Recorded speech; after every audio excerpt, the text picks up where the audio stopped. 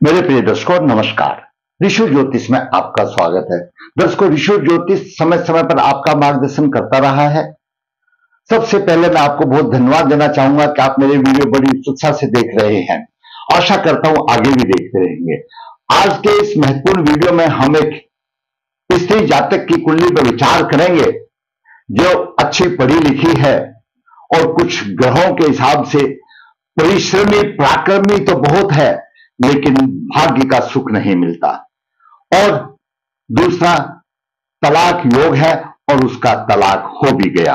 दर्शकों, हमने पहले भी बताया है कि यह लगन का भाव है। कोई भी लगन हो, लगन और लग्नेश का भाव यह है, यह बलवान होना चाहिए। आज हम विचार करेंगे परिश्रमी प्राकृतिक परंतु भाग्यहीन, भाग्य का सुख नहीं, भाग्य की हानि। भाग्य का भाव ये नवम भाव है। नवम भाव हमारे पूर्व जन्म के कर्मों के द्वारा बनता है, वे कर्म जो कि हमने पूर्ण कर लिए हैं। दूसरी तरफ पंचम भाव भी पूर्व जन्म के कर्मों के बनता है, लेकिन वो ऐसे कर्म जो हमारे अधूरे रह गए हैं। तो पूर्व जन्म के कर्मों के आधार पर जातक ने जैसे कर्म किए हैं उसके आधार पर नवम भाव की स्थिति बनती है। नवम भाव भाग्य भाव भी है, शिक्षा का भाव भी है और पिता का भाव भी है। और भी कई विदेश यात्रा का कई है, लेकिन उनसे आज वीडियो का संबंध नहीं है। लगन और लग्नेश अच्छी हालत में होना चाहिए। दूसरा है जीवन साथी के सुख में हानि तलाक हो। जीवन साथी के सुख में 2-3 भाव काम करते हैं। सप्तम भाव जीवन साथी का भाव है, जीवन साथी का होने का भाव बताया गया है। जीवन साथी, शादी कैसे होगी, क्या होगा, कहां से आएगा, उस सप्तम भाव से मतलब है। द्वादश भाव ये खर्च का भाव है, जीवन साथी के साथ सुख का भी भाव है। इनमें 2 भावों का अधिक महत्व है। बाकी अष्टम भाव, छठा भाव, इनका भी कहीं ना कहीं महत्व है, लेकिन सबसे बड़ा महत्व है सप्तम भाव और सप्तम भाव के स्वामी का, लगन और लगन के स्वामी का, इनका महत्व अधिक आ जाता है। तो दर्शकों, आज विचार करेंगे जाति का परिश्रमी है, पराक्रमी है, भाग्य का साथ नहीं और दाम्पत्य सुख की हानि, तलाक भी हो गया और प्रबल पितृदोष है। जातिका का जन्म 30 दिसंबर 1980 कृष्ण पक्ष 9 हस्तचरण 4 मंगलवार को हुआ। जन्म के समय पर वृश्चिक लगन उदय हुआ। वृश्चिक लगन के 17 डिग्री विराजमान है, वहीं पर शुक्र 21 डिग्री लेकर के विराजमान है। द्वितीय भाव में धनु राशि में सूर्य 14 डिग्री लेकर विराजमान है। बुध भी 14 डिग्री लेकर के अस्त है, बिल्कुल बराबर की डिग्री है, बुध प्रभावित है। तृतीय भाव में मकर राशि में मंगल, लग्नेश मंगल है, उच्च राशि का है, 5 डिग्री विराजमान है और केतु भी 7 में 19 डिग्री विराजमान है। नवम भाव में राहु कर्क राशि में 19 डिग्री लेकर के विराजमान है, बलवान है। लगन के अंश 17 है और राहु के 19 है और केतु के भी 19 है। सूर्य भी बलवान है, 34 है। मंगल कमजोर पड़ जाता है।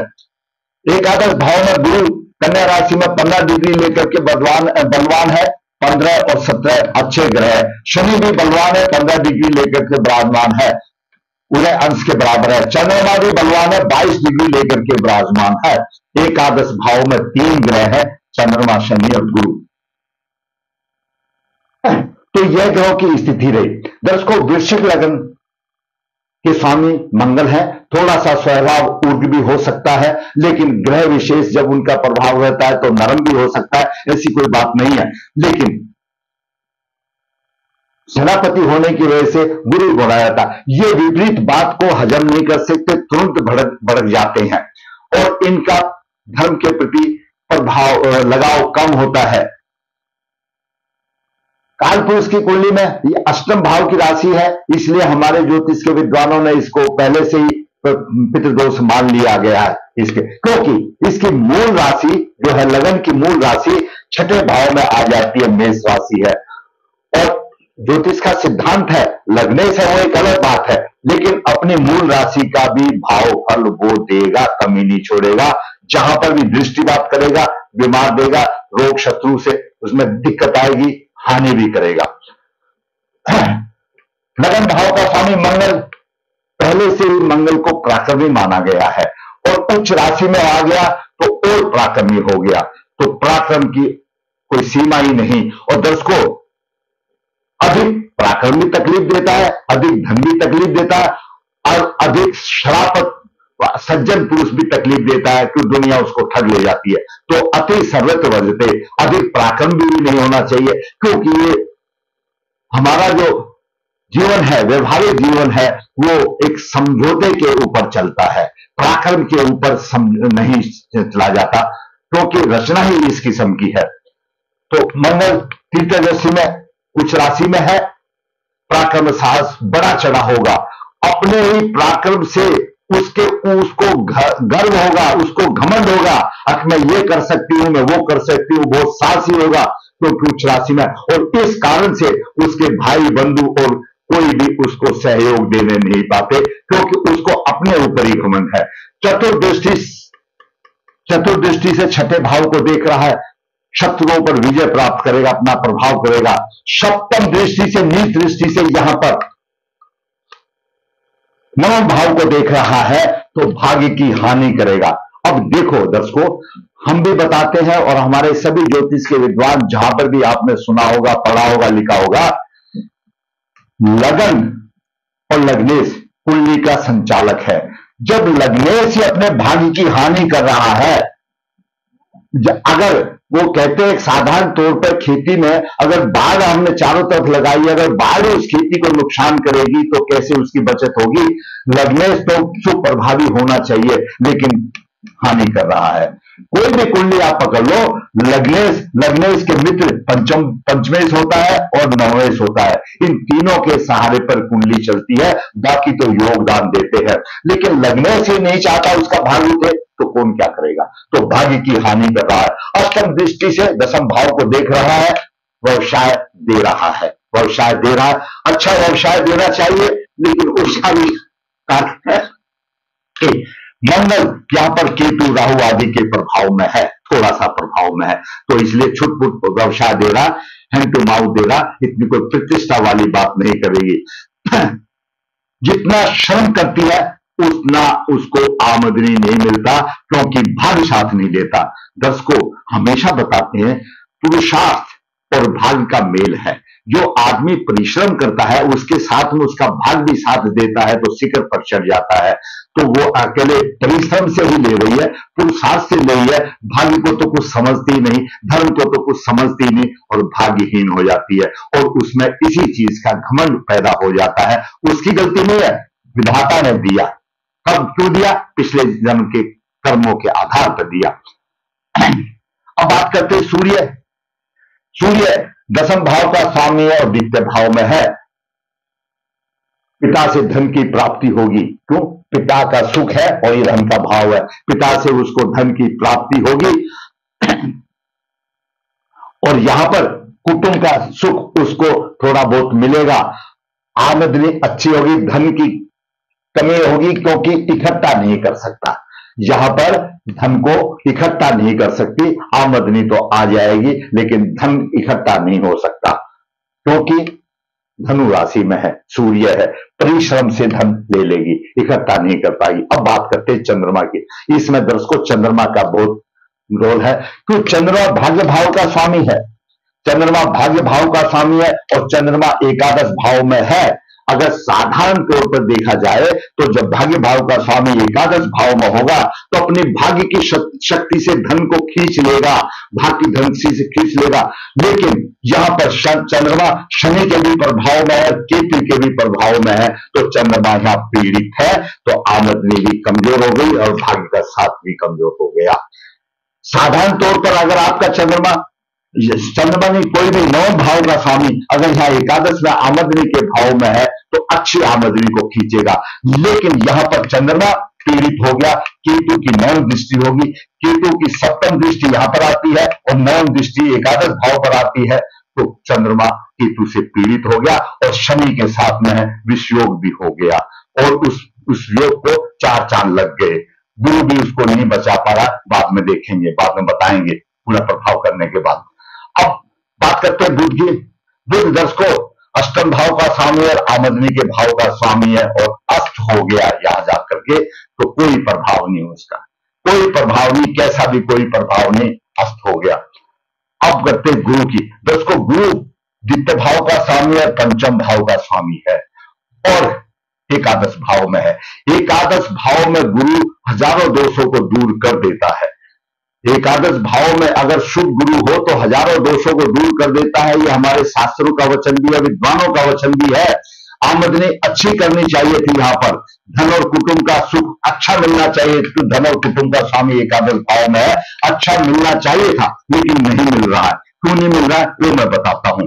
भाई बहन का सुख अच्छा मिलना चाहिए लेकिन नहीं मिल रहा है। क्यों नहीं मिल रहा है? शिक्षा सामने से देख रहा है, लटक पटक करके शिक्षा उसने अच्छी प्राप्त कर ली। ऑब्स्टिकल्स, परेशानियों के बाद, बीच में ब्रेक होने के बाद में अच्छी शिक्षा प्राप्त करी। क्यों लटक पटक के हुई, क्यों व्यवधान आए, वो मैं अभी आपको बताता हूं। और नवम दृष्टि से यहां पर शत्रु राशि को देख रहा है, यहां पर भी मधुरता कम दे रहा है क्योंकि शत्रु राशि है, थोड़ी मधुरता कम दे रहा है। आगे बात चलते हैं शुक्र पर। दर्शकों वृश्चिक लगन में शुक्र अच्छा दाम्पत्य सुख देता है, हमारा ज्योतिष शास्त्र ये बताता है। साधारण तौर पर अच्छा दाम्पत्य सुख देता है। द्वादश भाव का स्वामी है, तुला राशि है, लेकिन द्वादश भाव का दोष शुक्र को नहीं लगता और यहां पर लगन में बैठ करके वृश्चिक राशि में अपनी राशि को देखता है। शुक्र सप्तमेश भी लगन में बैठा हुआ, उसको इस शुक्र को यहां बैठने से उसमें काम वासना की स्थिति अधिक होनी चाहिए, होती है, उसका रुझाव उसकी तरफ होना चाहिए, काम वासना की तरफ उसका रुझाव होना चाहिए। क्यों? सप्तमेश है और लगन में बैठा हुआ और शुक्र भोग विलास का कारक है, शुक्र कामना देने वाला ग्रह है, लेकिन ऐसा नहीं हो रहा है। ऐसा क्यों नहीं हो रहा वो भी हम आपको बात बताएंगे। अगर शुक्र यहां पर है, साधारण तौर पर वृश्चिक राशि में अच्छा दाम्पत्य सुख चाहिए लेकिन उसको नहीं मिल रहा है, तलाक हो गया। अंत में सारा का एक ग्रहों का सबका छोटा प्रभाव बताए। अब बात करते हैं शनि की। दर्शकों शनि तृतीय भाव का स्वामी, चतुर्थ भाव का स्वामी और एकादश भाव में है। आमदनी अच्छी होनी चाहिए, जीवन भाई बहन का अच्छा सुख होना चाहिए और सुख भी इसको, क्योंकि एकादश भाव सब विधि का भाव है, वहां पर सभी ग्रह प्रभाव देते हैं। तीसरी दृष्टि लगन पर है, परिश्रम अधिक कराता है। सप्तम दृष्टि यहां पर है तो जो शिक्षा में और संतान में थोड़ी सी परेशानी वाली बात कर देता है। और दसम दृष्टि यहां पर आ जाती है तो आयु अच्छी करता है। यह शनि का प्रभाव बता दिया। अब बात करते हैं राहु की। राहु नवम भाव में है, बलवान स्थिति में है और राहु पूर्वजों का कारक ग्रह है। राहु ने नवम भाव की धज्जियां उड़ा दी और राहु की पंचम दृष्टि लगन भाव पर है। लगन भी पीड़ित है, लगन भी पीड़ित है और शुक्र भी पीड़ित है। शुक्र भी पीड़ित है, लगन भी पीड़ित है। हम ये कहते हैं हमेशा कि शुक्र और सप्तमेश के ऊपर अगर राहु शनि का प्रभाव हो तो जातक असामाजिक कार्य कर सकता है, लेकिन आगे और बढ़ते हैं तब हम आपको लास्ट में समीक्षा में बताएंगे। और सप्तम दृष्टि यहां पर राहु की पराक्रम भाव पर है। पराक्रमी हो, पहले ही मंगल पराक्रम बना रहा है, राहु ने भी पराक्रम बना दिया। क्या करेंगे इतना पराक्रम लेकर के? आगे बात करते हैं। नवम दृष्टि यहां पर है, शिक्षा संतान में, वहां पर अवरोध दे रहा है, रुकावट दे रहा है। शनि ने भी अवरोध दिया, राहु ने भी अवरोध दिया, साथ में गुरु है, लटक पटक कर ले रहा है क्यों? गुरु देख रहा है। आगे बताएंगे। और केतु की बात करें, केतु पराक्रम भाव में और पराक्रमी हो गया, यानी मंगल ने भी पराक्रम दे दिया, केतु ने भी पराक्रम दे दिया और राहु ने भी पराक्रम दे दिया, तो पराक्रम ही पराक्रम हो गया। और मकर राशि में मंगल है, गुरु की दृष्टि है, राजा स्वरूप बना रहा है उसको। ये भी आप देखिए, राजा के स्वरूप बना रहा है। तो केतु की पंचम दृष्टि यहां पर सप्तम भाव में है, मधुरता की कमी करेगा। केतु यहां पर नवम भाव में करेगा, भाग्य की हानि करेगा। केतु की सप्तम दृष्टि नवम भाव में भाग्य की हानि करेगा। मंगल भी भाग्य की हानि कर रहा है, राहु भी हानि कर रहा है, तो भाग्य तो गया काम से, भाग्य तो खत्म हो गया। केतु की नवम दृष्टि एकादश भाव पर उतार चढ़ाव देगा, लेकिन केतु से गुरु भी पीड़ित है, शनि भी पीड़ित है, चंद्रमा भी पीड़ित है। गुरु के 15 है, केतु के 19 है, शनि के 15 है, केतु के 19 है, चंद्रमा के, यानी ये तीनों ग्रह पीड़ित हैं। हमने जो आपको बताया था, हम बाद में बताएंगे, अभी सभी ग्रहों का बताने के बाद देखिए दर्शकों, ये तीनों ग्रह पीड़ित है केतु से। और चंद्रमा, शनि और गुरु की युति ऐसी बताती है, शास्त्रों का ज्ञाता होता है, मतलब विद्वान होता है, अच्छी पढ़ाई होगी, लेकिन केतु ने सबको पीड़ित कर दिया। चंद्रमा को केतु ने भी कर दिया, शनि का भी प्रभाव आ गया। चंद्रमा मन है, मन का कारक है, और लगन शरीर है, चंद्रमा मन है। लगन भी राहु से पीड़ित हो गया और मन भी शनि और केतु से पीड़ित हो गया। इतनी बात आप सोचिए कि लगन खुद का शरीर है, खुद का शरीर राहु से पीड़ित हो गया और शनि की तीसरी दृष्टि से पीड़ित हो गया। शनि की तीसरी दृष्टि से भी, जो वृश्चिक राशि है, लगन पीड़ित हो गया राहु से, और शनि से लगन भी पीड़ित। और लगन स्वयं का शरीर है, चंद्रमा मन है, चंद्रमा के ऊपर शनि और केतु का प्रभाव भी आ गया, तो मन भी पीड़ित हो गया। और गुरु कन्या जातक के लिए शुक्र के साथ साथ दाम्पत्य सुख देने वाला गुरु भी बनता है, गुरु भी पीड़ित हो गया। और मूल जो दाम्पत्य सुख देने वाला है, जो कारक ग्रह है दाम्पत्य सुख देने वाला, भोग विलास का कारक ग्रह है, वो शुक्र भी पीड़ित हो गया। बचा गया सिर्फ एक सूर्य, और तो कुछ बचा नहीं। अब देखिए दर्शकों, ज्योतिष का एक सूत्र है, द्वादश भाव का स्वामी सूर्य, शनि, राहु, और राहु अधिश राशि का स्वामी जहां पर भी होंगे, अगर उम्र से 2 या 2 से अधिक प्रभाव देंगे, उसको व्यक्त कर देंगे, पृथाजनक कर देंगे। राहु का प्रभाव शुक्र पर है और राहु और शनि का प्रभाव शुक्र पर है, और वृश्चिक के लिए दोनों अकारक हैं। शुक्र सप्तमेश है, तलाक हो गया। विवाह दाम्पत्य सुख देने वाला है, दाम्पत्य सुख की धज्जियां उड़ गई, दाम्पत्य सुख नहीं देगा। और लगन स्वयं अपने आप में है, लगन पर राहु और शनि का भी प्रभाव है, तो लगन भी पीड़ित हो गया, लग्नेश भी थोड़ा सा प्रभावित हो गया। तो भाग्य भाव पर राहु का प्रभाव और केतु और मंगल का प्रभाव, भाग्य भाव भी पीड़ित हो गया, और ये शुक्र और लग्नेश भी पीड़ित हो गया। दर्शकों, पराक्रम अकेला करेगा क्या? रख के बैठे रहो पराक्रम को, कंप्रोमाइज से, समझौते से दृष्टि चलती है। भाग्य का सुख नहीं, भाग्य की हानि, भाग्य की हानि हो गई, और कम पैसे में यह लड़की सर्विस करती है। जीवन साथी के सुख में हानि, जीवन साथी के सुख में हानि मैंने पूरा विश्लेषण करके बताया। अगर शुक्र पर राहु और शनि का प्रभाव है और शुक्र सप्तमेश है, तो सप्तमेश चला गया, पृथक हो गया, तलाक हो गया, यह स्थिति रही। अभी जातिका शनि की महादशा 23/22 से 23/2041 तक चल रही, हस्त नक्षत्र में है। तो इसमें मैंने आपको ये बताया कि शुक्र के ऊपर राहु और शनि का प्रभाव होने से दाम्पत्य सुख में कमी का कारण हुआ, और शुक्र सप्तमेश है, तलाक हो गया। दूसरी बात, चंद्रमा मन का कारक है, चंद्रमा पर शनि का प्रभाव रहा और केतु का प्रभाव रहा, विषय हो गया, तो मन भी उसका अध्यात्म की तरफ चला, उसकी रूढ़ी नहीं करती अब मैं काम वासना की तरफ, मैं शादी की तरफ जाऊं, तो मन को भी विचलित कर दिया शनि और केतु ने। वो लड़की चाहती नहीं दोबारा घर बसाना, और इसी तरह से जब शनि का प्रभाव गुरु पर आ गया तो अध्यात्म की तरफ चल गया, उसकी रूढ़ी नहीं करती अब मैं दूसरी शादी करूं, वो एक से किया था उसी नहीं धोखा दे दिया तो क्या करूंगी, क्यों? ये ग्रह हैं जो उसको कराने वाले हैं। लेकिन दर्शकों, आज के युग में चाहे स्त्री हो या पुरुष हो, बिना दाम्पत्य जीवन के काम नहीं चलता। आदमी अकेला सा माना जाता है। अभी तो ठीक है, थोड़ी सी उम्र है, माँ बाप चलो जिंदा है, उसके बाद में हालत क्या होगी वो तो परमात्मा ही जानता है। आज के युग में जब पुरुष हो या स्त्री हो, गृहस्थ जीवन जरूर अपनाना चाहिए। शुक्र पर राहु और शनि का प्रभाव, राहु पूर्वजों का प्रतिनिधि है, शनि न्याय का देवता है, पूर्व जन्म के इनके कर्मों का, और इनके जो पितामह आदि हैं इनके कोई अकृत आत्मा में है, तो राहु ने यहां पर सब ध्वंस कर दिया और शनि ने दंड दे दिया।